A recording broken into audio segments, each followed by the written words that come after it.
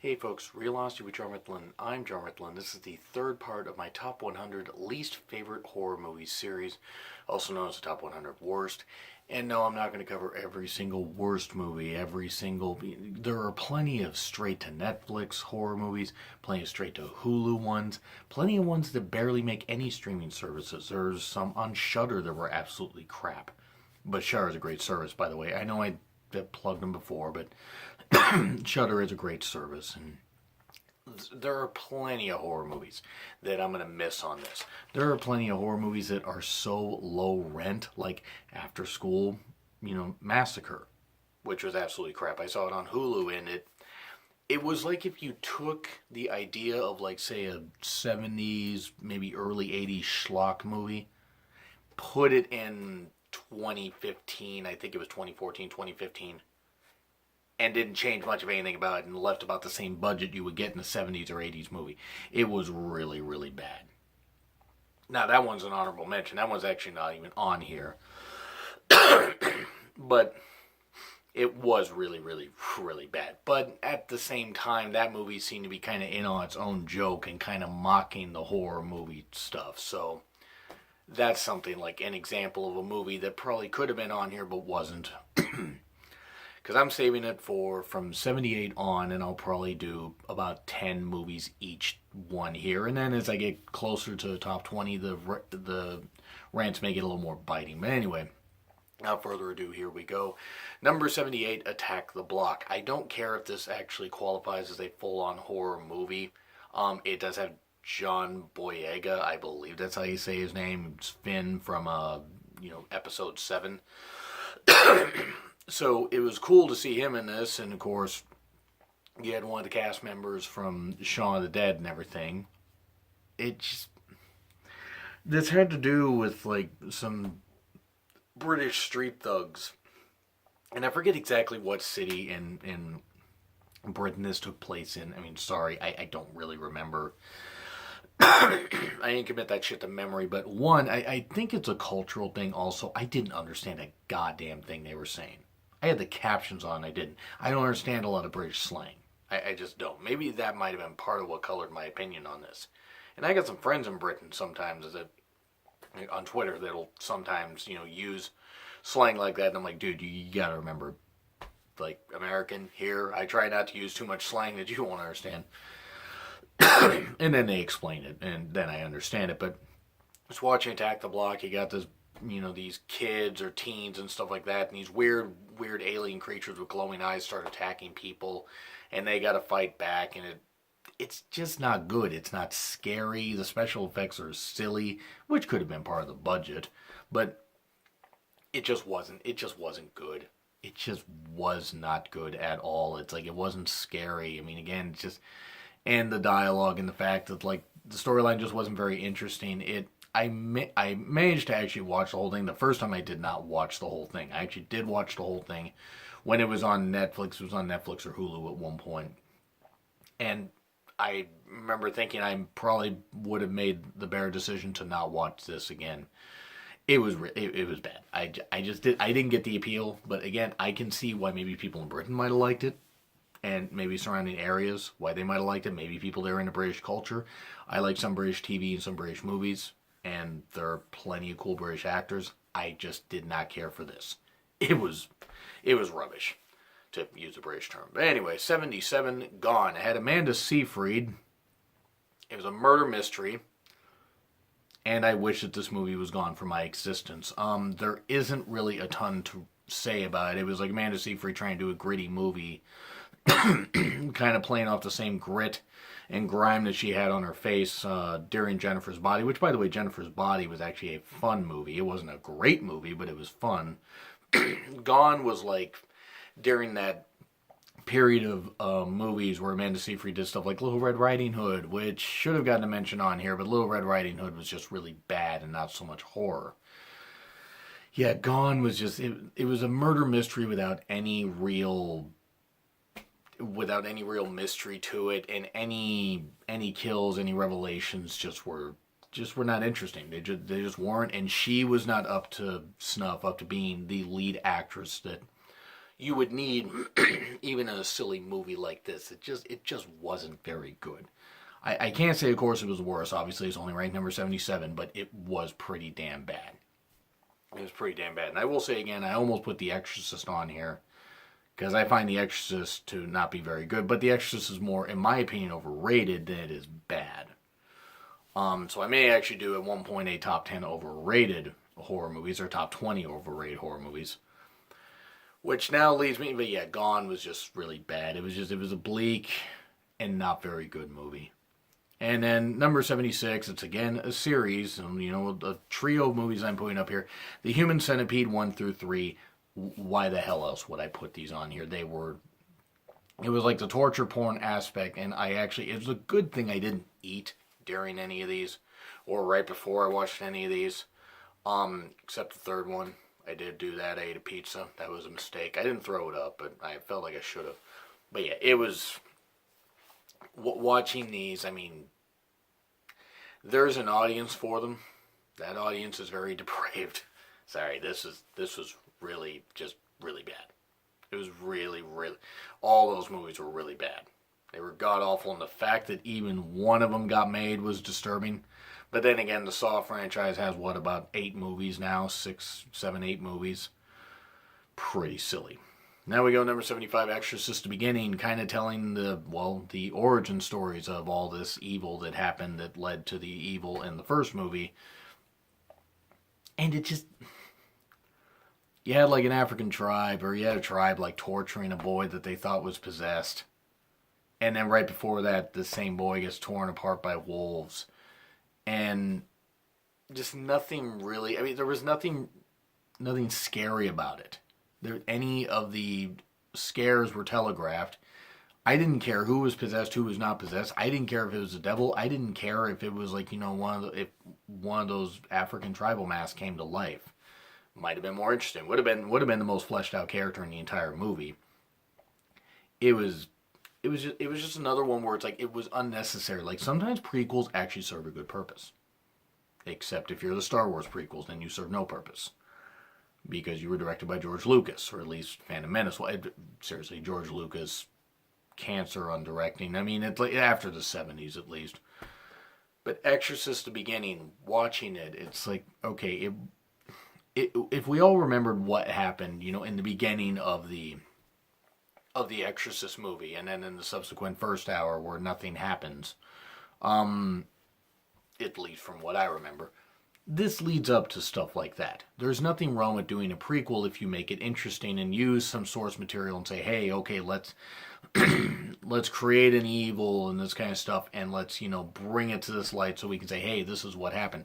The problem is they don't make any of it interesting. Now the characters are fleshed out, so it's pretty damn bland. Number 74, Prom Night, the later 2000s edition. It had Brittany Snow in it, who actually went on to be part of Criminal Minds for a while. Actually, may still be. I don't know if Criminal Minds is still going on. And it had the guy who was the lead singer in That Thing You Do. That Tom Hanks movie. About that, late 50s, early 60s boy band. It had him as a killer. Quite frankly, this is probably one of the more entertaining entries on this list, but it was pretty shit. I mean, PG-13, it should have not been PG-13. You have to make this rated R. But they wanted to try to draw in more fans, more teens and stuff like that, which I understood.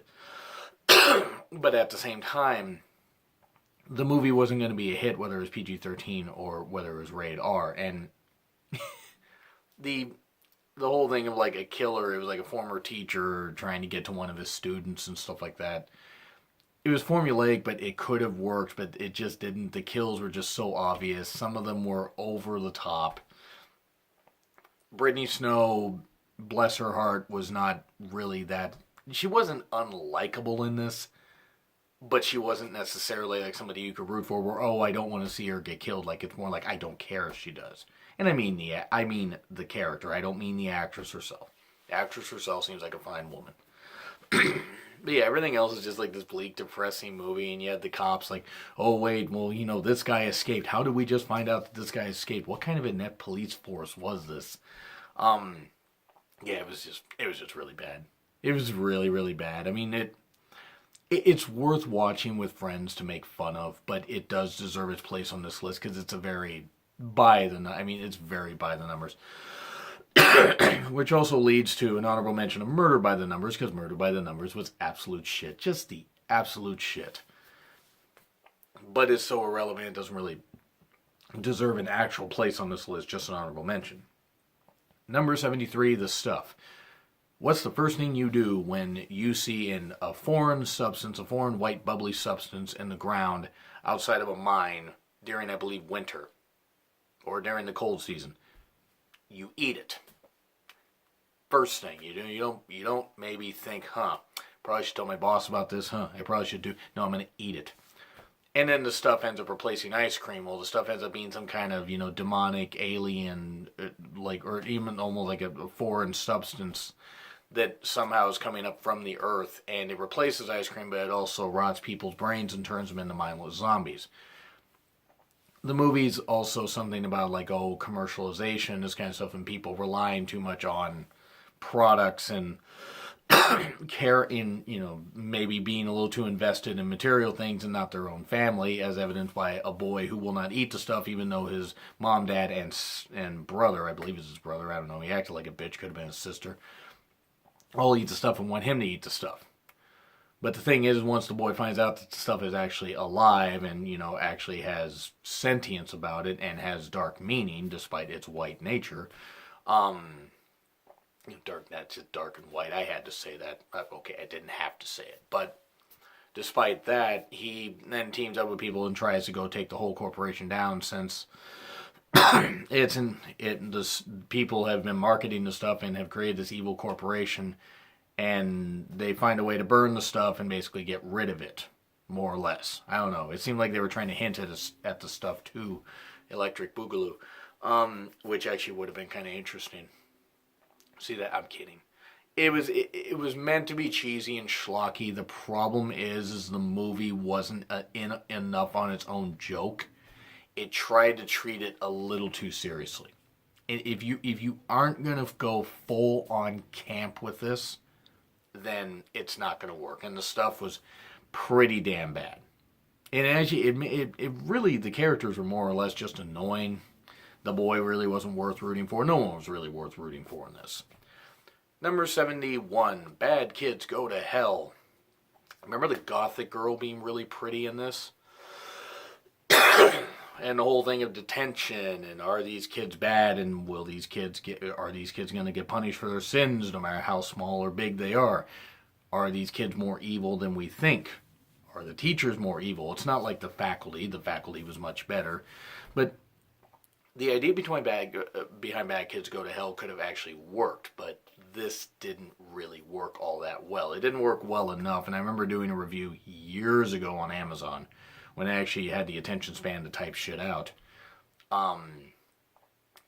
There was not a lot really scary about it. And the centralized setting sometimes can work in horror movies. It did not work here, and none of the characters some of the characters were barely one-dimensional. They could have replaced some of the actors with cardboard cutouts, and it really wouldn't have made a goddamn bit of difference. But, yeah, it was Bad Kids Go to Hell, not exactly worth your time. Also, what isn't worth your time is Drag Me to Hell. I'm sorry, Drag Me to Hell was crap. In fact, I was thinking of just replacing Drag Me to Hell, or replacing Bad Kids Go to Hell with Drag Me to Hell. In fact, I think I'm going to do that. Drag Me to Hell is the new 71. Because Drag Me to Hell was just really bad. It was really bad, and it's like, I didn't... The movie wasn't all that good up to the point where she killed the cat. And I know it happened off camera and this kind of stuff, but I was like, I'm a thing about animal violence in movies. I don't really like it. And I know it sounds kind of weird given a lot of the stuff I say and a lot of the anger that I can, have and rants and stuff like that. I had a bit of a thing against animal violence. I'm not a member against PETA and stuff like that. No, I do eat meat and that kind of stuff. But it's like when it comes to cats, dogs, and that kind of stuff, no. That's not cool. I'm an animal person. But yeah, Drag Me to Hell is actually replacing Bad Kids Go to Hell because Drag Me to Hell offended me more. And the ending was ridiculous. I mean, she actually does get dragged to hell. I think Justin Long was in it also. Who actually isn't that bad of an actor. Weird how he came from Jeepers Creepers. And by the way, one of the Jeepers Creepers actually does make an appearance later on in this countdown. Try to guess which one. But anyway, Drag Me to Hell, news number 71. Number 70, Jason X. I believe her last name was Doig, Lexa Doig. The dark-haired woman that was in this movie. Very beautiful. And it really was about it. Like any franchise, people, like, what are we going to do when we have nothing else to do with Jason? Let's send him into space. He gets cryogenically frozen and then revived on a spaceship. Okay, so he puts a woman's face in, the liquid nitrogen and smashes her face. They do a reinvention of the, of Kane Hodder's favorite kill where he smashes somebody in a sleeping bag against a tree, but he actually... And the words of my friend Chris, beats another motherfucker with another motherfucker, hitting somebody with a sleeping bag in another sleeping bag on the ground. That was pretty cool. But a lot of it, the whole space thing, it reeked of desperation, and it was a charisma vacuum. I mean, there were a few, like I said, a few inventive kills, but really Jason X was just downright depressingly awful. Like, other Jason movies are worse, but this one gets a special mention for just not being good. Number 69, The Exorcism of Emily Rose. Trying to present this as legit with a camera crew and this kind of stuff, and going around a bunch of hillbillies, who, by the way, are always inherently evil. Sorry. You guys are kidding. Any people in the South that actually aren't evil, you aren't evil. But there are quite a few backwoodsy hillbilly people that really don't deserve to see the light of day. And this is about a preacher and a camera crew trying to save this girl that might be possessed, or maybe debunk the whole thing of her being possessed. And then it turns out that she wasn't possessed, and then it turns out that she was possessed. The movie doesn't make much sense, and then it just goes off the rails, and everybody gets killed, which, hooray, that was about the only good thing that happened in the entire movie, or at least the entire camera crew, because, sorry, this is one where the heroes just weren't, well, not heroes, but the people that were supposed to be the heroes weren't exactly worth rooting for. And the Emily Rose sequel, sorry, was just as bad. I mean, it was presented as more of just a straight horror movie, not the found footage shit, but it was just as bad. Yeah, Exorcism of Emily Rose, no, not good. Just not good at all. Now... 2005's edition of The Fog. The 1980 version by John Carpenter wasn't exactly a groundbreaking movie, but it was fun. Jamie Lee Curtis and a few other actors were in it. And about people that were screwed over by a town, and the vengeful ghosts are coming back to basically take revenge on people that did it. I mean, even if it's the ancestors of the people. Still. The problem is with 2005 edition is they tried to pump it up with special effects, and I mean, it had Selma Blair in it, and it had Tom Welling, I think that's his name, from Supernatural. I always screw up his name. And it had, I don't remember the blonde girl's name, but I mean, she was pretty in it. I know she's been in a bunch of other movies, but you had a few at least young actors at the time that could have made it work, and no, it just didn't. It was silly. It was sillier than the premise, should have allowed. It was ridiculous how no one thought maybe we need to get away from this fog somehow. I mean, we're on an island. If we knew the fog was coming, maybe we should have taken a boat and left. It's not the worst movie that takes place on an island. That comes up later in the countdown. And in fact, actually, by the time I'm done with this countdown, it will probably be sometime around Thanksgiving. Actually, might be later than that. But anyway, The Fog the whole thing, the ghosts appear, the ghosts possess a young girl at the end, or one of the ghosts does, because it's their ancestor, it's somebody that she's going to do the bidding. I don't know. I don't think the director and writers knew what the hell was going on at that point. It was really just blah. It was blah. It was very blah, and it was not very scary. And even with the young actors in there, like I said, it didn't work. Number 67, ATM. 3 people are trapped in an ATM kiosk area by a mass killer in a parka that's coming up with weird ways to kill them, like fill the thing with water and this kind of stuff, and just terrorize them and everything. And I mean, why was this movie happening? Why did this movie happen? I mean, honestly, it was the idea wasn't necessarily the best one, but I was like, okay, this could be fun. No. This was like if you took Phone Booth and tried to make it a horror movie, but took everything interesting out of it, aka Colin Farrell, and made this schlock. I mean, the blonde was pretty. I forgot the girl's exact name. I mean, I'm sorry. Some actresses run together for me, but I know she was in a few movies that I liked. It's like, sorry, some names kind of, run together for me. But I remember just thinking this movie could have actually worked, but none of the characters were likable, and that's really why a lot of these movies are on here. Is none of the characters are likable, and it's really what it comes down to. Honestly, it's pretty much why ATM's on here. And now I'm gonna finish up with number 66 because this one's gonna go a little longer, and this one's gonna give me hate. The Fly. Yes, the 1986 edition. I think it came out in 86. 86 edition with Jeff Goldblum and God, let's see, who the hell else was it? Gina Davis. Yeah, Gina Davis, and a few others. But those are the main 2 actors. Let me just say, Jeff Goldblum's performance in this movie is fucking terrific.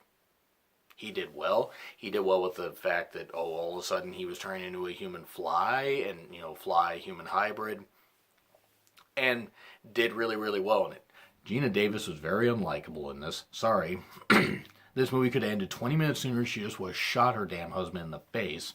Instead of that long, drawn-out sequence at the end where she's crying because he's fused together, with the pod. And I don't want to kill him, all this kind of stuff. It's like, oh, you dumb bitch, just shoot him. The ending was what was really frustrating about it. And then, of course, the guy gets his hand burned off and his foot burned off by the Goldblum slime. That wasn't his character in Law and Order: Criminal Intent. But again, the arm wrestling scene, ow. And David Cronenberg deserves massive credit for coming up with some great body horror effects in this. But I didn't like it. I didn't. And it wasn't that it was disgusting. I actually didn't really throw up once during it. Even come close to throwing up. But it was the ending and the fact that, like, with the acting and this kind of stuff, and it's just besides Goldblum, really none of the acting was that good. It wasn't. That's it. A lot of people tend to pump this up thinking that it's one of the best horror movies ever. And if you guys think that, that's fine. That is fine. But I'm putting The Fly on here mainly because of the ending, because of a few other things. Like, realistically, this movie's overhyped. Once you get past Goldblum's performance and the body horror aspects. Because those are great. But a lot of the other stuff is like, okay, it just wasn't good. The original one with Vincent Price was a lot better. I will say, though, that special mention goes to The Fly 2, not Electric Boogaloo, for being even worse. Because at least The Fly had Goldblum in it. In one of his breakout performances, if not his breakout performance. But yeah, The Fly 2 is bad. So anyway, that's what I gotta say. So went a little longer than expected, but covered some movies. And by the way, I want to make this clear that a lot of these movies I'm going from off memory. So if I don't remember some actors' names, apologies. But, a lot of actors do run together. So anyway, that's what I gotta say. Agree, disagree? Do you think I was too harsh on The Fly? Sorry, I'm not really going to care because it's my show. But I always appreciate people for watching. Also, like, share, subscribe. It's been Real Honesty with Jar Mifflin. I'm Jar Mifflin. I will see you all soon.